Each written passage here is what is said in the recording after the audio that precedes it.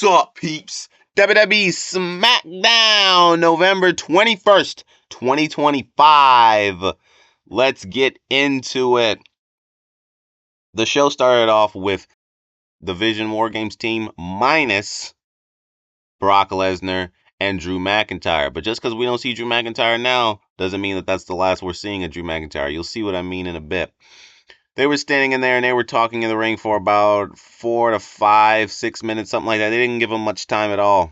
I don't even know if it was that long. They were interrupted by Jimmy and Jay a few minutes later, and they were going back and forth on the mic a little bit. Then Paul Heyman started preaching about numbers, the numbers game, and was talking about how the Usos are outnumbered with the Vision's members.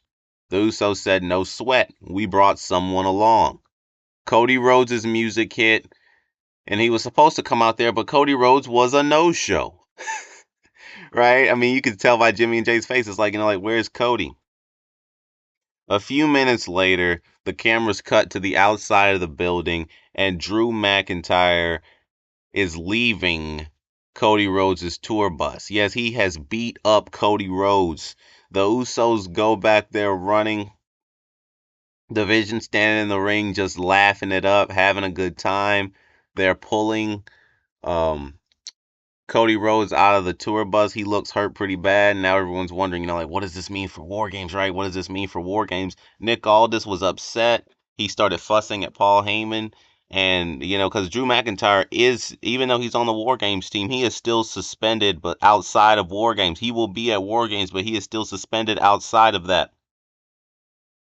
So he was upset about that. Paul Heyman was like, "Oh, well, this was outside of the building, so it doesn't count. He's banned from your building, but he's not banned from the outside of the building," right? You get the idea.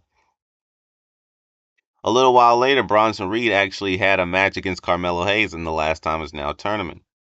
But of course, midway through, you know how Paul Heyman is. He's always going to help out his buddies. He jumps up there and is causing a distraction for the referee. While all this is going on, Bronson Reed is getting ready to try to destroy Carmelo Hayes. But as you can see, someone is jumping the barricade in the background. That turns out to be Cody Rhodes. Yes, Cody Rhodes is back. He's fully healthy. He runs up, hooks up Bronson Reed for the crossroads, connects with it, and is looking around for Carmelo Hayes so he can grab him and throw him in the ring like he does, and gets gone instantly. The referee starts counting 1, 2, up to the count out. Bronson Reed does not make it back in the ring before the count of 10. Yes, Carmelo Hayes got a lucky victory in the Last Time Is Now tournament via countout. Paul Heyman couldn't believe it. He was like, oh my God, right, whatever. Cody Rhodes comes back out there and makes a speech and basically saying that he still is on for War Games. He's still in the War Games match, and he's coming for every member of Paul Heyman's team. He called out every single member of them, and he said he's coming for every member more than he ever was. And yes, that was pretty much that. Charlotte Flair, Alexa Bliss, Rhea Ripley, and Io Sky in the ring. Sometimes I still want to call her Io Shirai from NXT. Sometimes I still want to do that.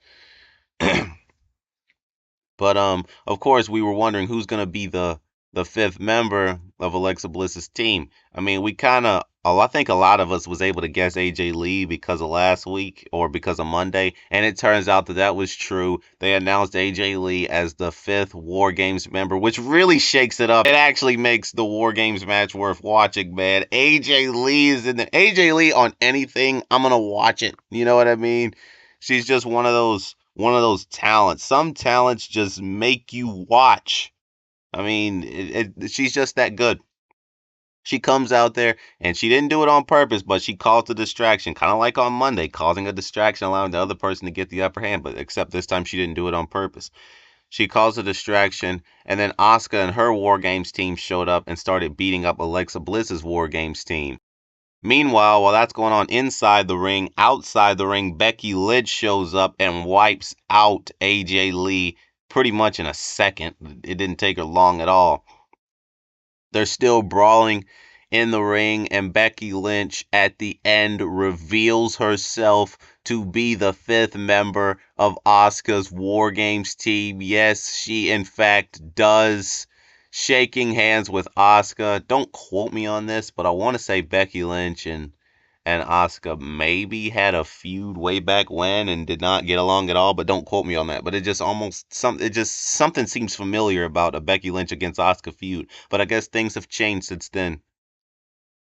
And that's pretty much it for this video, peeps. The best moments of SmackDown. Peace out, peeps.